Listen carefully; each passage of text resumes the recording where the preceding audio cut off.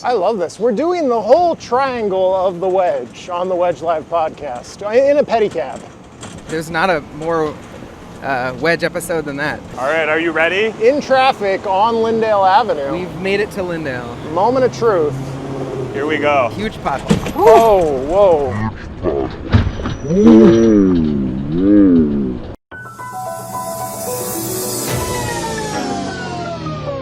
We're rolling. We're rolling.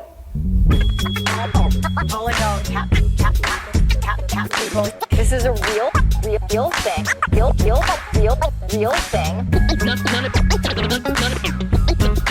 None of you have the balls to stop this. Stop this. I've got plenty of time. I have nothing else going on today. We're in the Wedge neighborhood right now.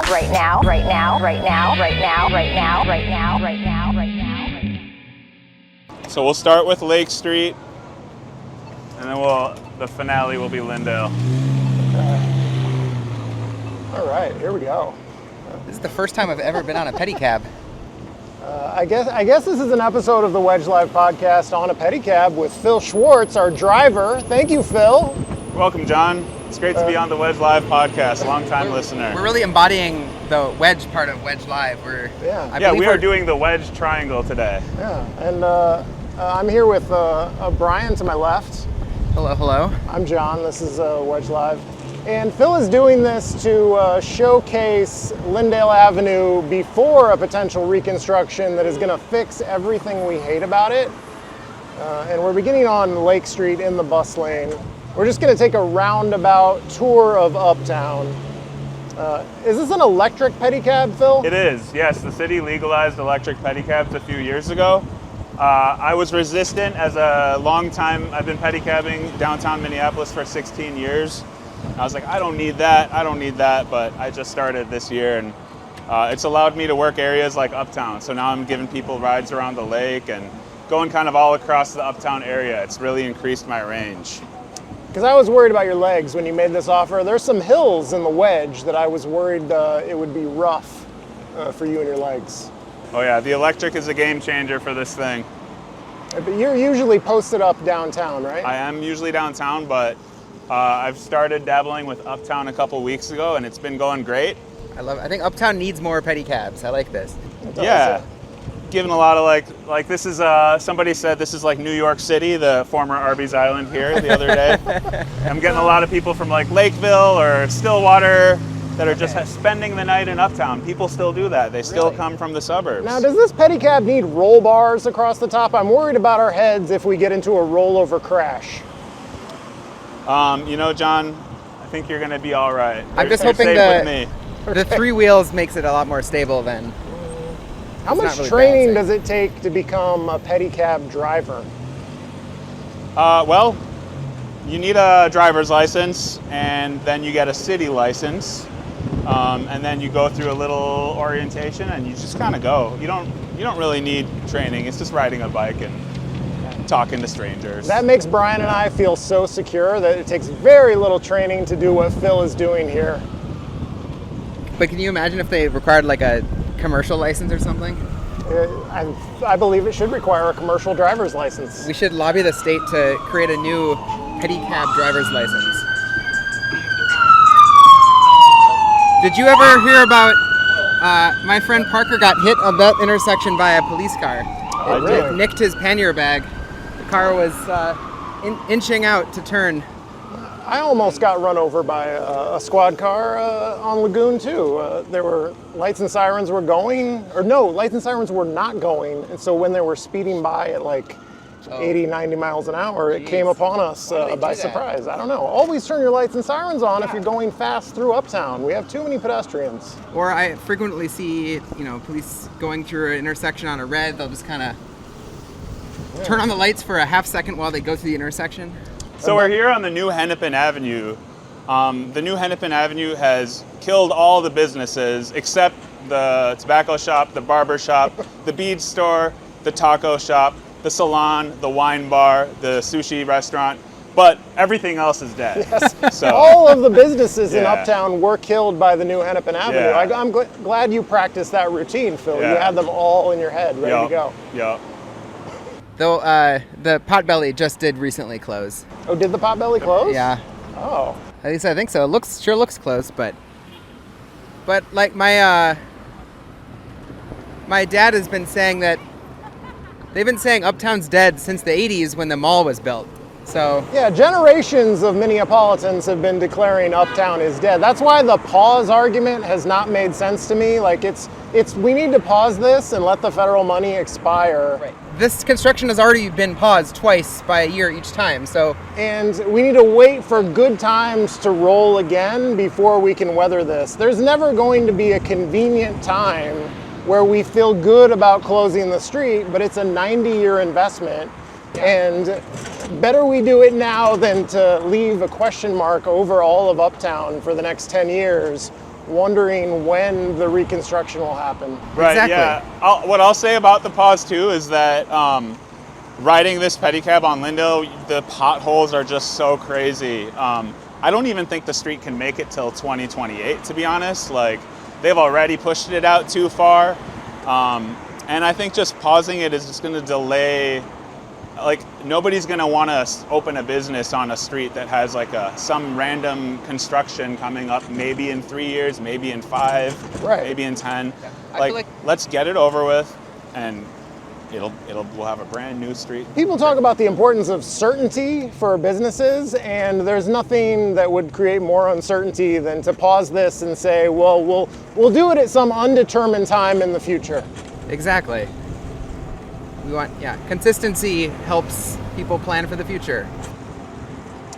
So one thing I've noticed, Brian, is that I'm using Hennepin more than I thought I would. I was a big advocate for adding the bike lane here as part of the Hennepin reconstruction. Yeah. But I thought, I live closer to Bryant, I'll probably ride on Bryant more, but there are so many destinations on Hennepin where I think to myself, why am I not on Hennepin? And I've just, as a force of habit, I've started riding Hennepin all the time because that's usually where I'm going. Yeah. I certainly ride Hennepin so much more than I did before there was a bike lane, of course.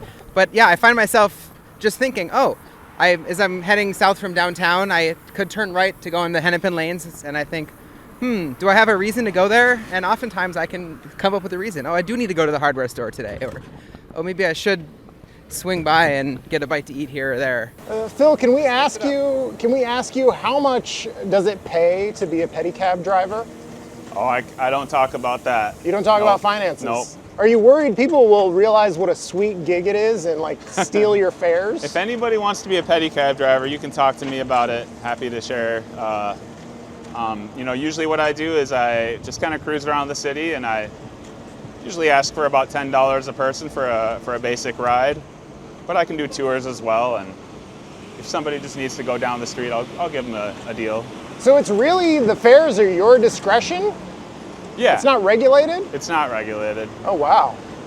It's a wild west out here. Yeah, we thankfully don't have pedicab scammers in Minneapolis, but I know that is an issue in like New York City and Chicago, where people will get on a pedicab and then the final bill is like $400. Yeah, I imagine coming upon you downtown and being like, how much for the airport? And you're quoting wildly different prices to different people. Have you ever taken a fare to the airport? No, I have not. Nope. Phil, we were talking about pedicabs, a few days ago or something, and you were saying that most of the distances were just a few blocks. Yeah. 6-8 blocks kind of thing. Yeah, usually it's just people like going from one bar to the next downtown, or their hotel to the bar, or their parking spot or something. So this Wedge loop is really This is a long luxury ride. This is a pedicab tour experience. This is a tour experience. I love this. We're doing the whole triangle of the Wedge on the Wedge Live podcast in a pedicab. There's not a more Wedge episode than that. This is, with the detour here on Franklin, this pedicab is faster than taking the 2. Yeah. This is the most I've looked at Franklin, because I'm usually just walking by or something. This is the moment of truth. All right, are you ready? In traffic on Lyndale Avenue. We've made it to Lyndale. Moment of truth. Here we go. We need a bump counter. So we are on Lyndale Avenue now. This is the street that has been occupying the public discourse for the past 3 years. You're gonna warn us when the potholes get bad. I don't think my back can take these potholes. Oh, they'll just be a surprise for you. So this section of the Lyndale plan has... Oh, yeah, those are potholes. wow, that hurt. This section of Lyndale, down to 24th Street, one block ahead, has a bus lane, the northbound section, where it often gets stopped, which would make for a great place for a pedicab to drive and make good time. So what I'll say about the parking on this project is 24% of the parking is going to be removed, but I believe a vast majority of that is on these blocks right here. And what do you see here? There's a vacant car wash, a gas station, a car repair shop, the Wedge Co-op with their big parking lot. You got the laundromat. So this is a really, like, right now the businesses here are very ready to be on-street parking free. These are car-oriented businesses, and really the on-street parking is much less in demand here than I think further down on the project, where it's being preserved on both sides of the street.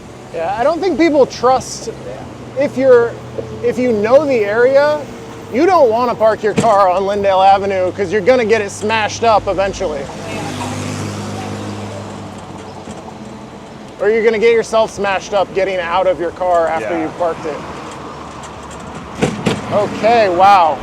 I think Phil directed us into those potholes. I'm hitting the potholes. I'm aiming for Phil, are you intentionally taking us to the most potholed portions of Lyndale? The most potholed portion is actually going to be northbound on this block coming up here. But the street itself is in pretty rough shape here. You ever get a flat on this thing? I have gotten a flat on this, yes. Can you change it yourself? I cannot. I need help. That sounds like a difficult fix. Well, your day is done. Oh, that's a huge pothole. Whoa. Yeah, this really is a good way to just feel the road quality. I'm pretty much only on Lyndale on a bus or on foot, and you don't feel it quite as much there. And buses always kind of move around a bit, so. This street was also just like got a mill and overlay. It was just repaved a few years ago, and it's already like cracked and crumbling. So the underlying infrastructure truly is like just barely hanging on by a thread. And if you look at the curbs, I remember during the Summit Avenue debate in St. Paul, everyone was talking about the curbs and how they're all crumbling. And I notice the same curb condition here on Lyndale that I've seen on Summit Avenue, where they're kind of sagging and crumbling. Yeah. There's like a layer of asphalt over some of it, and they're not level. Yeah. So let's talk about keeping Lyndale weird during the construction, adding whimsy to the corridor. Yeah, beers and bulldozers, as Council Member Oreen Chowdhury said. What a great idea. I think we need to bring more whimsy into the conversation, like beers and bulldozers. I think so too. One of my favorite things to do, and I keep saying this, was to go to Nico's Tacos during the Hennepin reconstruction and watch the street take shape. Yeah. We can relive our childhood at least my childhood. My street was redone when I was 5 years old, and I would sit on the front lawn and just watch them work. We can do that again now and support businesses at the same time. So I'll note we are now south of 28th Street. You will not be able to bike on this part of the street in any safe or official manner once the street is rebuilt. The bikeway ends at 28th Street, so you're going to be forced to turn onto Bryant or figure out how you're going to get south. If you have destinations here, you're going to either take the sidewalk or mix with traffic.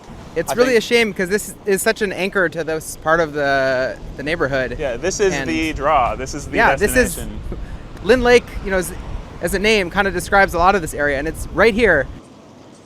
Yep, but you won't be able to bike on it. Well, here we are back in Lynn Lake for we're concluding this special episode of the Wedge Live podcast. Thank you to our pedicab driver, Phil. It's quite a ride. I'm your host, John Edwards. This is my sidekick, Brian. And, thank you for watching and listening. YouTube.com/Wedge Live if you want to see what we actually experienced here on Lyndale Avenue. The full Wedge loop. And I hope council members are watching and will vote to approve and not let this $9 million expire. Goodbye.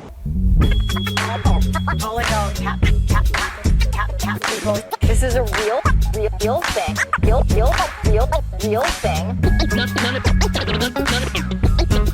None of you have the balls to stop this. Stop this.